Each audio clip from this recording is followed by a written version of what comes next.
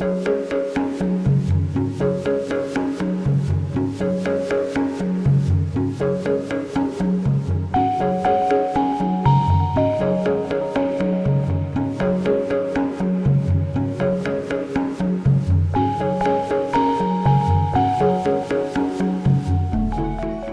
never met Miss Boodgie, but I had heard a lot about her. An African gray parrot that adored only one person, a man named Dave, and badmouthed and cursed out everyone else. Dave was chosen, coveted by this incredible bird, which I can only imagine made him feel epic. But he wasn't the first caretaker of Miss Boodgie. I believe the story went like this. She had previously lived in a house with another caretaker for an unknown amount of years, and when he died, she was surrendered to a caged bird rescue and put up for adoption.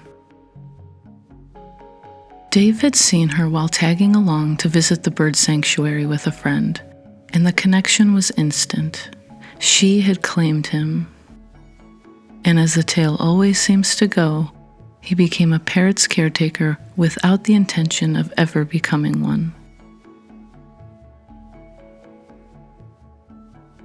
Miss Boodgie carried into this new life with Dave her own history, mimicking the voice of her previous owner and the sounds of her previous home. Apparently, this included doors opening and shutting, a landline phone ringing, whistling and swearing like a sailor, and far less charming, moans and sobs. They were, Dave discovered, the sounds of her previous caretaker's suffering and pain while enduring his final years with cancer, which I'm sure was quite unsettling for him, especially in the early days. It was like the ghost of her past haunted her now, and in turn, the walls of the new house. But Dave took good care of her and gave her a loving home, and as time went on, their bond grew deeper. She rarely let anyone else hold her, and often cursed out anyone who came into the house, including Dave's fiancée, now wife.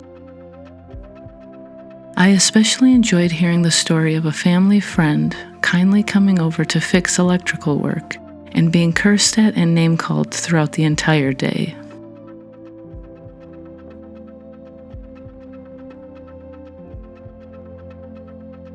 I was struck hearing these stories of Miss Boodgie, how incredibly unique animals are and their bonds to us, and how they pick their person and stay fiercely loyal to them until the end.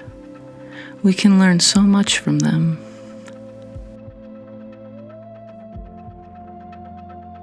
When Miss Boodgie passed away, Dave was beyond devastated, so I decided to paint her for him.